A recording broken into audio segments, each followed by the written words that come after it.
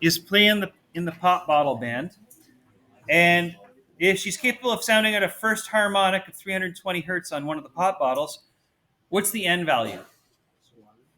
And it's 1. You don't need to shout out, okay? You can raise your hand. Give other people a chance. All right. So N is equal to 1, though. And we're saying that we've got 320 hertz. Now, that 320 hertz, notice that it's 4 significant digits. So we'll be thoughtful about that later on.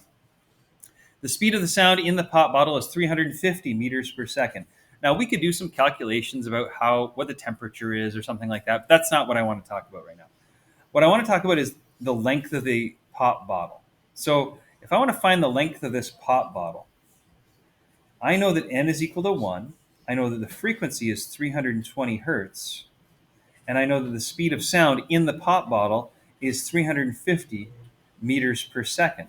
And so I can use that information to get the wavelength value. Because remember, V is equal to lambda F. And so that means that lambda is going to be equal to V over F. That's universal wave equation type stuff. So that means that lambda is going to be equal to 350 meters per second over the frequency 320 hertz. And somebody who's on a calculator, can you help me out? What's 350 divided by 320? I know it starts with a 1. Yeah? Nice. 1.09375 meters. That's a heck of a wavelength. But the question wasn't to find the wavelength, it was to find the length of the air column. In other words, how big is this pop bottle? Okay, so here she is, she's blowing the pop bottle.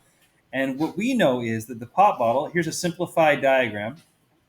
The pop bottle, if it's just a cylinder of air, I'll cap it off at one end. For the first harmonic, it's going to look like this.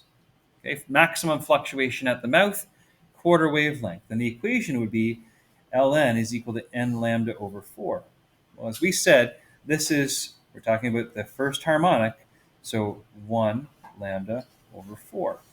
We're trying to figure out how long this pop bottle is. Well, we know how long the wavelength is, so we can say, okay, for the first harmonic, 1.09375 meters. Notice I'm not using a rounded value, I'm using an unrounded value, divided by 4 equals, and I get 0.2734375. Does that jive with other people?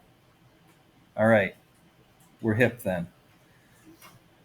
So that means that if I do round off to significant figures and it looks like I'm dealing with, it was 4 because the n value doesn't impact, right? So I'm at 0.2734.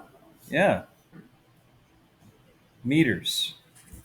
Well, 27 centimeters. That seems reasonable. I mean, here I am. I was worried when we got up to 1 meter, like, oh my gosh. But as I look at my ruler, this is a standard ruler.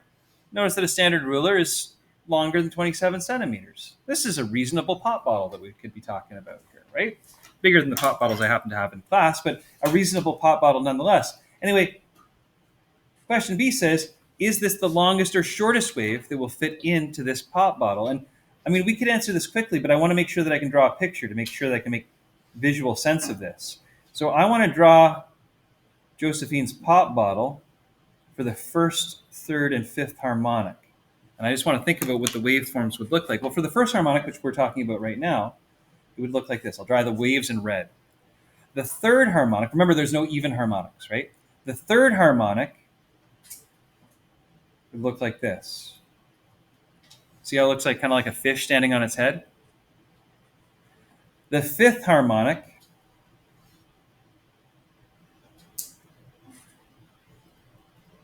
I didn't do it perfectly. Kind of looks like a fish standing on top of a clam, standing on its head. Okay? You guys see what I'm talking about? If you're having a hard time drawing it, I'll rotate it sideways briefly. Maybe drawing it that way helps you because you can see the waves. You guys see that these are really waveforms? And there's no fluctuation at the fixed base, but there's maximum fluctuation, the antinode at the mouth.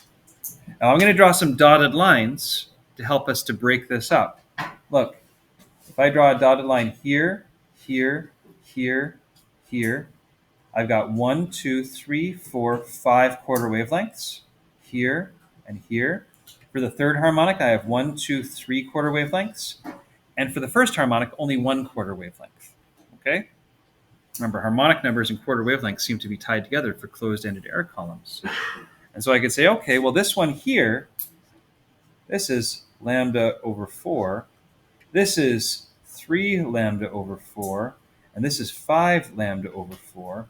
But notice that all the pop bottles are the same length. It's the same pop bottle, the first, third, and fifth harmonic. I can label it first, third, fifth harmonic. And the question was, is this note that she played initially the shortest wave that'll fit into this, or is it the longest? What is it? Can you all see it's the longest? Is there a shortest? Couldn't this series keep on going? Couldn't I do the 7th, the 9th, the 11th, the 13th, the 271st? But wouldn't the waves keep on getting shorter and shorter? Yeah, of course they would. Now, it would probably get to the point where it was such a high frequency we couldn't hear it anymore. But that doesn't mean it couldn't happen physically, right? We could make higher harmonics in perpetuity. So no, this here, this one that we're talking about, this is the longest wave. This is the longest wave.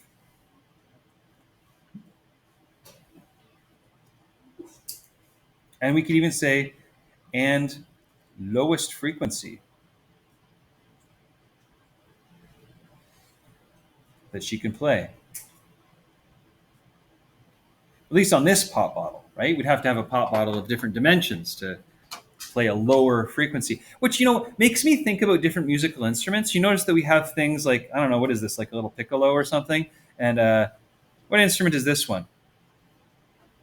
Musical people, help me out. Is that a trumpet? Trombone? You notice as the instruments get bigger, though, the sound gets lower. Do you think it could be that we could make a bigger pop bottle and have a lower frequency pop bottle? Isn't that what we're doing with our bands, right? We do this. We have this in the orchestra.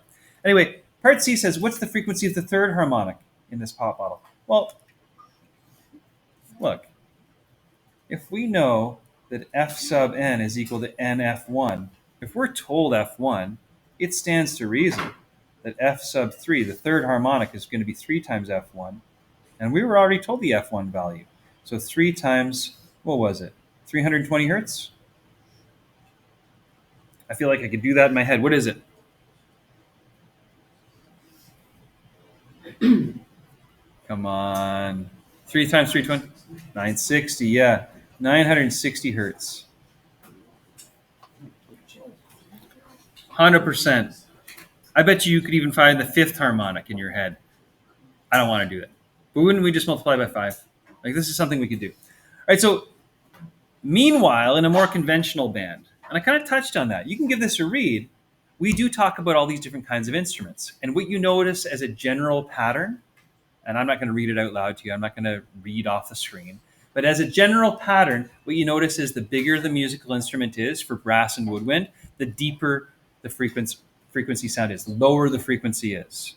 And it's for the reasons that we're talking about here with larger instruments. Of course, if I have an air column that's a short air column, and I compare it to an air column that's a long air column, the easiest frequency to make is the fundamental frequency. And this pop bottle and this pop bottle, this one's going to have a large lambda, and that means a low frequency. This one's going to have a small lambda and a high frequency. And we can definitely extend that idea of instrument size to frequency range in the orchestra. We're buying what we're selling here? All right.